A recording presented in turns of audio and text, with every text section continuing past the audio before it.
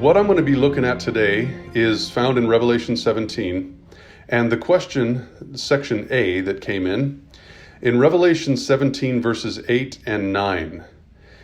Is this referring to the time when France was in power? Is that why the papacy was, past tense, and is not, current tense? So if France was in power during the time of Revelation 17, 8, and 10, the papacy would be the one that is not.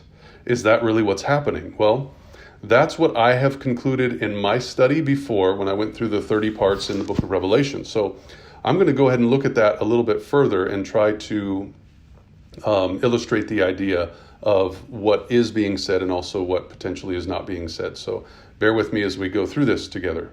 In Revelation 17 verse 8, the beast that thou sawest.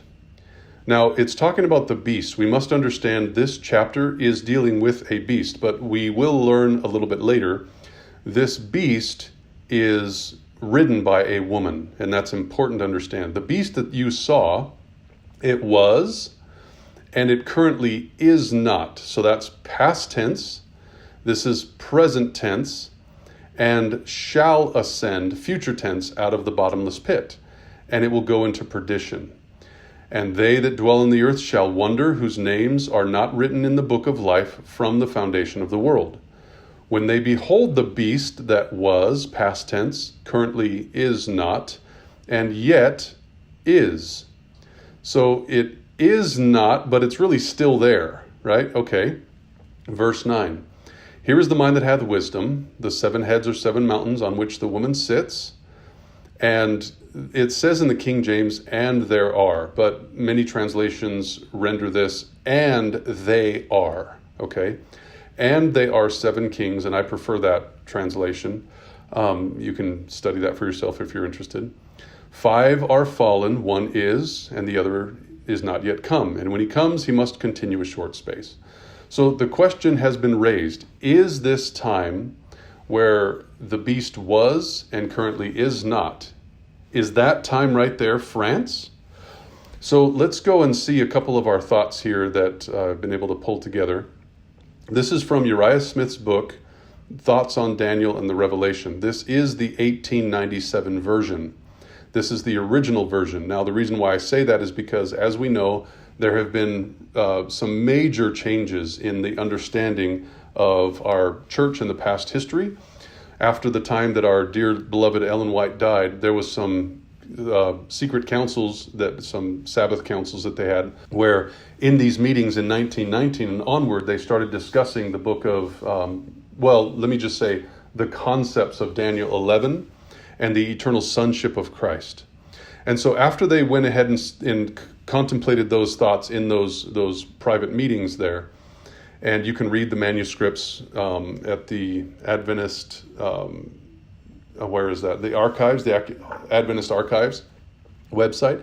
You can read, I have not read them all. I've read the portions that are appropriate to what I'm talking about right now. But they did talk about Daniel 11. They talked about the eternal sonship of Christ, and they wanted to make some changes in some of the writings that were made. Well, one of the books they made some major changes in was Thoughts on Daniel and Revelation by Uriah Smith. They kept that name, although, written by Uriah Smith, although it was such a different work after he had passed away, that I think it would have been more fair to add some editors onto that name rather than saying it was originally from Uriah Smith, because it was such a very different conclusion about who Christ was, about the history of some of the prophecies and the things that were written there. And so I think they did a poor job in doing that. Anyways, that's what I'm using is the original version of Thoughts on Daniel and Revelation from 1897. So this is what he says. The beast of which the angel here speaks is evidently the scarlet beast, and we know that from Revelation chapter 17, the first few verses. It's a wild beast, so it's 2 things, scarlet and wild. Like the one thus introduced, it is a symbol of an oppressive and persecuting power, total agreement. The red symbolizes, of course, persecution, just like it did in chapter 6 of the book of Revelation. And while the Roman power as a nation had a long, uninterrupted existence, it passed through certain phases during which this symbol would be applicable to it, and during which time, consequently, the beast in such prophecies as the present, the one that he's talking about in Revelation 17, might be said not to be or not to exist. Thus, Rome in its pagan form was a persecuting power. Okay, so here is the first application to what he's saying. Rome in its pagan form, that's what he's saying, was a persecuting power in its relation to the people of God, during which time it constituted the beast that was. So there's the first application, okay? Rome was the beast that was, in its pagan form, while it was persecuting. But the empire was nominally converted, he uses this phrase, nominally converted to Christianity. There was a transition from paganism to another phase of religion falsely called Christian. That would be during the time that, Constantine saw a vision, and that was actually in the 300s when he was able to see that vision and move his armies forward, baptizing them through going through a river, etc. Well, and during that time, that brief period, while this transition was going on, it lost its ferocious and persecuting character. That's the second application. That would be the time when it was said that it was not. So right there, then it could be said of the beast that it was not. Time passed, and it degenerated into popery. That would be the third application, and again assumes its bloodthirsty and oppressive character, and then it constituted the beast that yet is. Or, and he makes it clear, he clarifies again, or in John's day was to be. In other words, the papacy was still coming. So I want you to understand what Uriah Smith has said here, because I think it's important for our understanding as we continue further. His application to the beast that was and is not and shall be was the pagan Rome when it was persecuting God's people. There was a brief time where it was not persecuting God's people, in the which he said John was living, and then another time where the power would arise as popery, and it would then be persecuting. Well, I know he said that. It's in his book. It's clear as, we don't need to ask questions as to what he meant, because that's what it's saying. I mean, if you understand basic English. So what happens is, I would like to consider another idea because of two things. What we read further in our notes, but also one of the questions I would have concerning what he said in this is, if paganism was the persecuting power, and then there was a transition period where John was living in where it was not persecuting, and then there would be a time in the future under popery where it would persecute again. Why, if that's the case, was John on the island of Patmos? If John was living during a time, or was there prophesying during a time where the pagan Rome, or turning Christian, wasn't persecuting, why was he on the island of Patmos? The reason why he was on the island of Patmos is because he was persecuted from the paganism that hadn't yet become Christian. So John was living on the island of Patmos. He died a few years later, and it wasn't until hundreds of years later that paganism became more Christian, and that was in the 300s. So as I read the notes, you'll be able to see where I'm coming from here. I'll just read it again, because this is kind of the thought that I had. If the persecuting power in John's day was to be, why was John on the island of Patmos as one persecuted by that pagan power, right?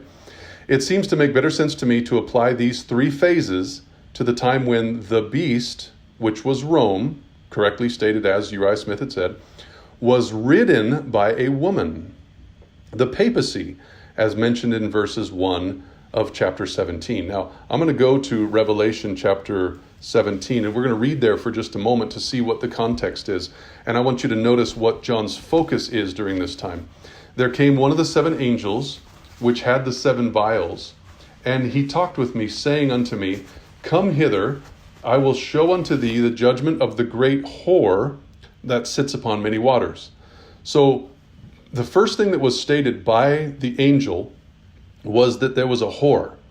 It didn't say there was a beast. the focus of this chapter, the entering thoughts, was that there is a great whore.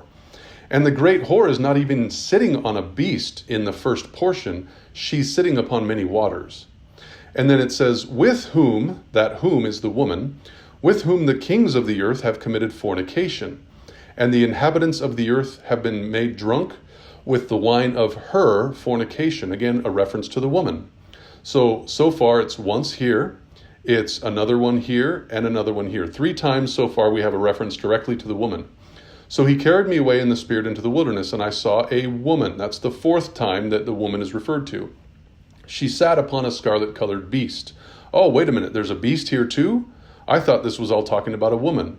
No, see, we've gone into 3 verses so far to discuss the idea of this woman sitting on waters. The woman is making all the kings drunk with the wine of her fornication. The woman is there on a beast. There's a beast there too. So the beast is the focus, but the beast is a focus with a woman on the beast. That's what I think is important to understand about this chapter. It doesn't start with pagan Rome. It starts with Rome that is controlled by the woman. Okay, this is papal Rome. And so I would like to say that you have papal Rome as the one that was the time that papal Rome did not have the civil authority that she did in order to persecute was during the time that France had taken away her civil authority. And then there was another time where after that deadly wound was healed, she would rule again under the image of the beast, which is in America.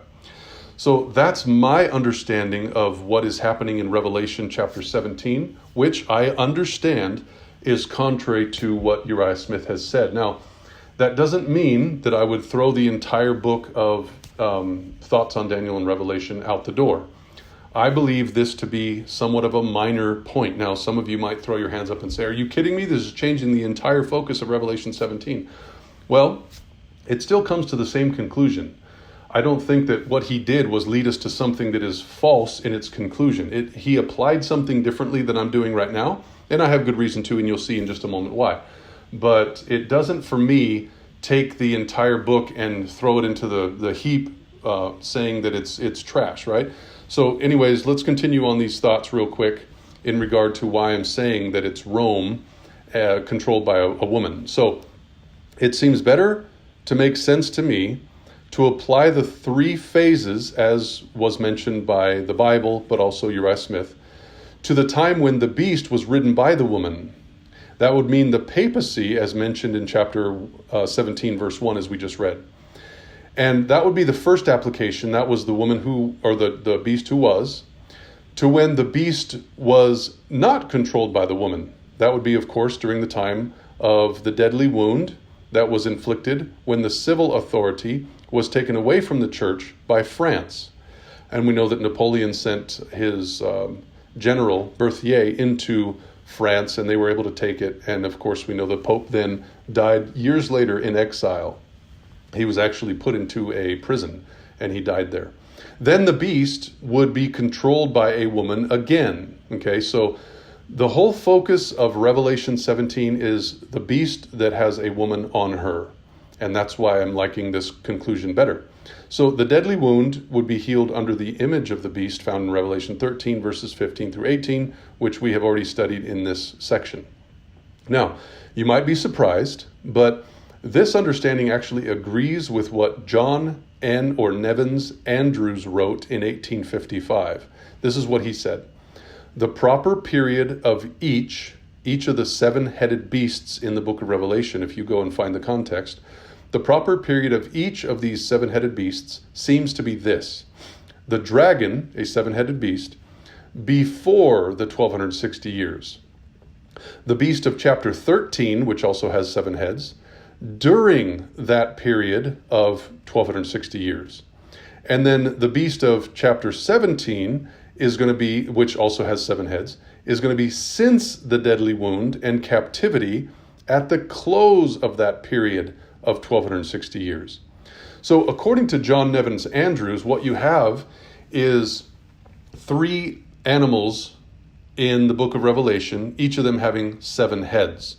And it's different phases of the papacy, if you will.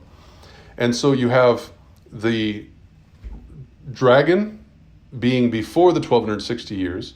You have the first beast of Revelation 13 being during the 1260 years, and then the seven-headed dragon at the end in chapter 17 as after the 1260 years.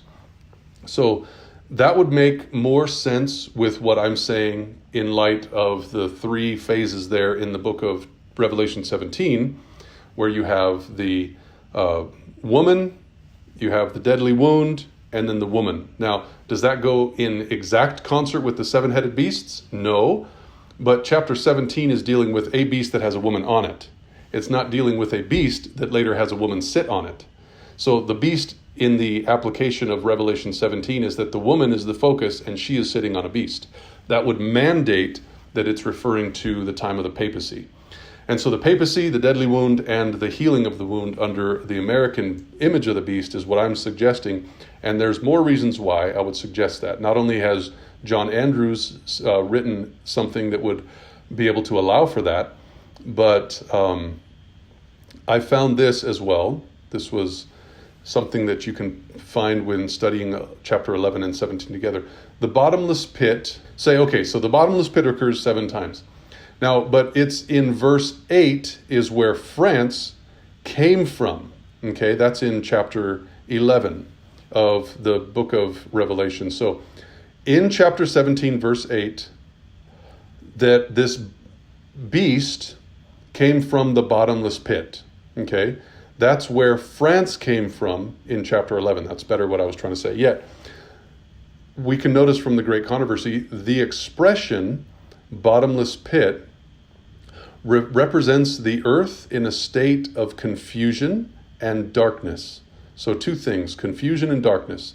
And it is evident from other scriptures. You can see that in the Great Controversy 658.3. So the beast in 17 does not have to be France, according to this understanding, but it comes from the same place as France did in chapter 11, which was confusion and darkness. So now the reason why John could be in vision at the time of France is because of how the chapter starts. Now, in verse 3 of chapter 17, it says that he was in the Spirit. Okay, now the phrase in the Spirit, it only happens 4 times in the book of Revelation. And in that 4 times in the book of Revelation, it's always used at a time and a place where John was taken to. Now, I have this word taken in kind of like single parentheses because the Bible doesn't say he was taken there to another time and another place, but you can see it. Notice what it says there in chapter 1, verse 10. It's, the Bible says, I'm just going to turn there so we can read it. Revelation 1, verse 10. It says, John's writing, I was in the Spirit on the Lord's day. I heard behind me a great voice as of a trumpet, and it was Christ, right? Christ was the one who, when he turned around, you could see him standing in the midst of the 7 golden candlesticks. And so, looking at this idea of chapter 1, verse 10, John was in the Spirit. Jesus was there, but he was later shown as being in the midst of the churches. Now, were the churches on the island of Patmos? Were those candlesticks on the island of Patmos? The answer is no. Well, then John would have been, quote unquote, taken to where the churches were and where Jesus was in the midst of those churches. It would be, of course, in vision, but he was taken to another place, another time, and another location. The time in this situation would be after the ascension of Christ until the second coming, because the churches represent the time between the ascension and the second coming of Christ. So this time that he was in was not necessarily a specific point in time, but it was a general time era of the churches that John was taken to. And he was not taken to the island of Patmos because there was no churches on the island of Patmos like there were in Sardis and Laodicea and Philadelphia and Smyrna and Pergamos, Thyatira, etc. So now the next time that John refers to this idea of in the Spirit was chapter 4, verse 2. And I'm going to go there now to show you what it says. Immediately, John said, I was in the Spirit. And behold, a throne was set where? In heaven, and one sat on the throne. And so John was able to actually be in heaven in this I was in the Spirit scenario. So John was taken up to heaven before Christ ascended through the time he was coronated in chapter 5. Therefore, starting many years before the time John was on the island of Patmos. And so basically, chapter 1 is dealing with this idea that John was taken to where the churches are, where Christ was ministering amidst the churches. It was in vision, of course, and so it was relating to another time and place. In Revelation 4, John was in heaven all of a sudden, and he was able to see the Father on the throne, surrounded by the beautiful, glorious, colorful rainbow, and he saw the living creatures and the 24 elders, and then he wondered, like, is anybody able to open the book? And then that's where the lamb or lion came in, and he saw this whole scenario, but he was in heaven. That was a different time and place, because John was already living in the 90s AD when he had the vision of Revelation. But Jesus was coronated and ascended like 60 years before. And so he was taken to another time, and of course in heaven, another place. Consider further as we go into 17, which is the other time that he was taken to another time and place. 17:3 is another use when Andrews, and we've already read it, so I won't read it again, but I was in the Spirit and the Lord led me into the wilderness, right? It's another use when Andrews said it is after the time of the healing of the wound. And you can see that from 3 angels in Revelation 14:6 through 12, page 74.1, which we've read above. The other time is in 21 verse 10. I'm just going to read that for you real quick. And 21:10 says, "He carried me away in the Spirit to a great and high mountain, and he showed me that great city, the holy Jerusalem, descending out of heaven from God." Now, in the Spirit here, we know that it was at a time when the holy Jerusalem will be descending out of heaven from God. And so this whole idea of Jerusalem descending out of heaven from God was not during the time John was on the island of Patmos. In fact, it was 3,000 years in the future that John was able to see this city coming down from God out of heaven. And so again, John was in another time, in another place.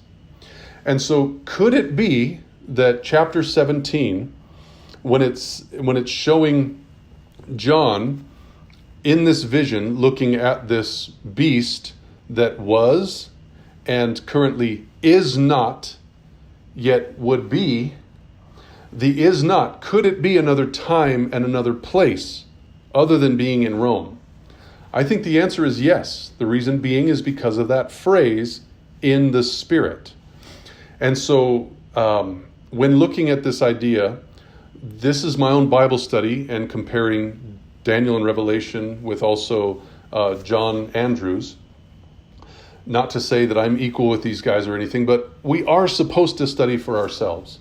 I do not encourage anybody just to take a book and read it for itself, read it one time through and say, I believe everything that book has to say.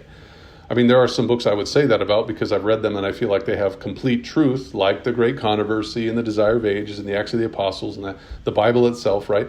But we are not supposed to do that. We are supposed to think and pray and study and find what is right, what is true, what makes best sense to our minds, and then we're to apply those things to our lives, believing that the Lord is leading us. And if our hearts are sincere, God will lead us. He is leading us, and He will bless us. So that's my encouragement, is to study. Don't just take any book, read it, and say, this is truth because I heard somebody say that it was truth. I don't encourage that at all. We need to think for ourselves. Now, if you're out of tune with the Bible and the writings that you believe are from inspiration, then of course, reject what you've concluded and go back to where you know the light has been. Okay, so the idea continues in this question. This is section B now. If so, that phrase, if so, was it during the time that France was in power? Okay, so if it was where the beast was not, was during the time that France was in power, who are the 10 kings which haven't received power yet in verse 12? What does it mean that they receive power as kings 1 hour with the beast? Now, I've gone ahead and I've brought verse 12 into the picture here so we can see what it says. The 10 horns, which thou sawest, are 10 kings, which have received no kingdom as yet. In other words, they haven't been brought together yet during the time where John was being given this vision, during the time after obviously they would be given power after he was in that time, which is not, right? Of course, I'm saying it could be during the time of France. But they receive power as kings 1 hour with the beast. These have one mind and shall give their power and strength unto the beast. Okay, so it's talking about they have power 1 hour with the beast. I want to mark that one there. They have one mind. I want to mark that one with bold as well. So 1 hour with the beast, and they have one mind. Now, this is what Uriah Smith says about that section. He's pretty strong here, and so I want to underscore what he's saying. This language, dealing specifically with what we just read, chapter 17, verses 12 and 13, this language must refer to the past, when the kingdoms of Europe were united or unanimous in giving their support to the papacy. It cannot apply to the future. So these words must and cannot are pretty strong language. So I want to make sure that we understand what he's saying. I'm going to read it again. This language must refer to the past, when the kingdoms of Europe are united in giving their support to the papacy. It cannot apply to the future. For, and here's the reason, for after the commencement of the time of the end, they were to take away its dominion, to consume and to destroy it unto the end, which you find in Daniel chapter 7:26. And the treatment which these kingdoms are finally to bestow upon the papacy is expressed in verse 16, where it is said, they will hate the harlot, make her desolate, and naked, eat her flesh, burn her with fire. A part of this work the nations of Europe have been doing for years. The completion of it, burning her with fire, will be accomplished when Revelation 18 verse 8 is fulfilled. So that was his conclusion on verses 12 and 13, which talk about 1 hour with the beast and they having one mind. It must refer to the past. It cannot refer to the future. Okay? I'm even going to put that one in bold. Notice, I want to show you what Ellen White says using those phrases. These have one mind. This is how she starts her quote. There will be, that's future tense. That's the same wording that we were just told cannot apply to the future, right? There will be a universal bond of union, one great harmony, a confederacy of Satan's forces, and shall give their power and strength unto the beast. Thus is manifested the same arbitrary, oppressive power against religious liberty, freedom to worship God, according to the dictates of conscience, as was manifested by the papacy when, in the past, it persecuted those who dared to refuse to conform with the religious rites and ceremonies of Romanists. In the warfare to be waged in the last days, there will be, future tense, united in opposition to God's people, all the corrupt powers that have apostatized from allegiance to the law of Jehovah. In this warfare, the Sabbath of the fourth commandment will be the great point at issue. For in the Sabbath commandment, the great lawgiver identifies himself as the creator of the heavens and the earth. And so what I found here was Uriah Smith applying the time where the beast was and is not and shall be to pagan Rome, a time that John was living when pagan Rome was not persecuting anymore because it was becoming Christian, and then the papacy.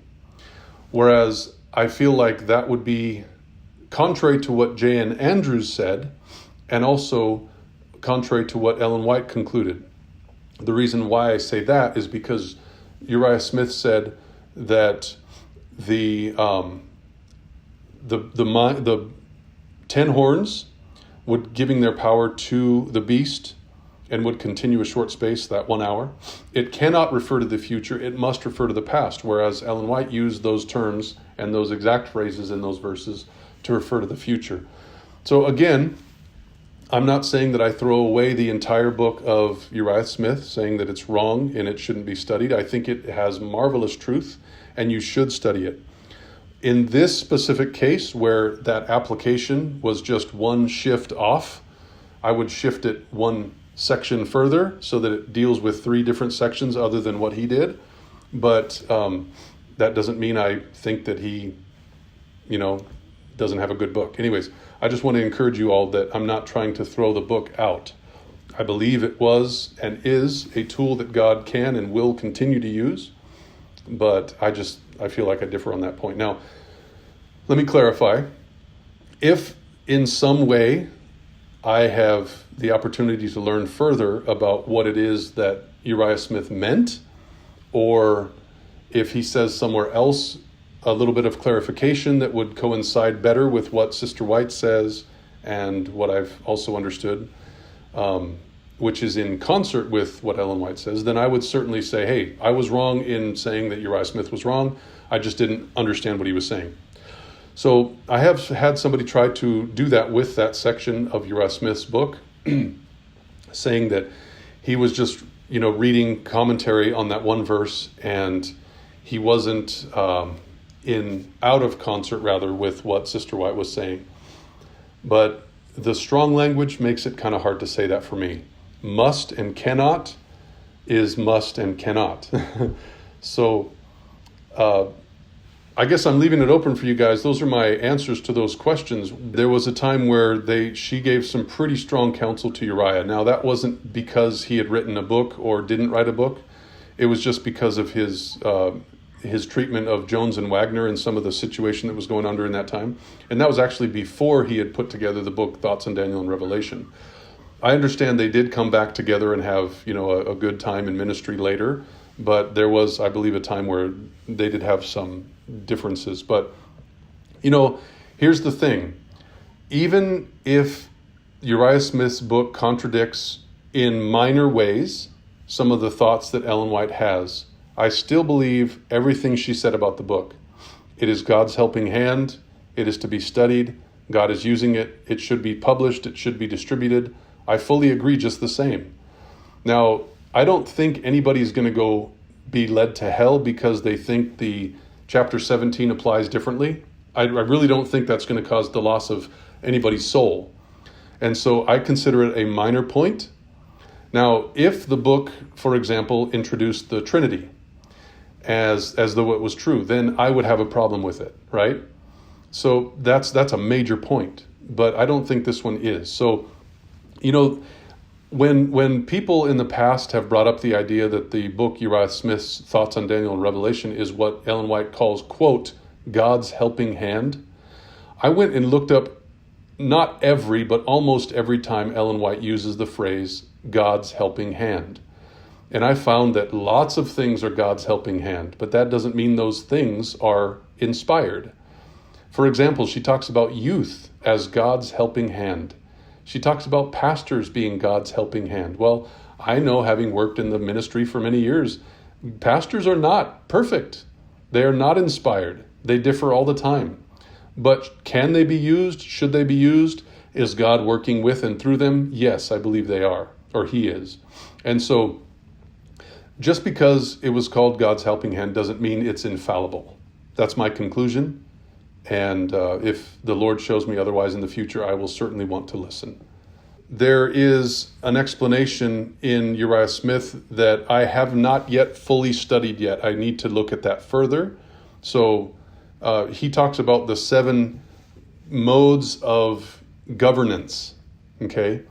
The triumvirate, the dictatorial, the imperial, the kingly. There's various ways that he has found the nation of Rome to rule.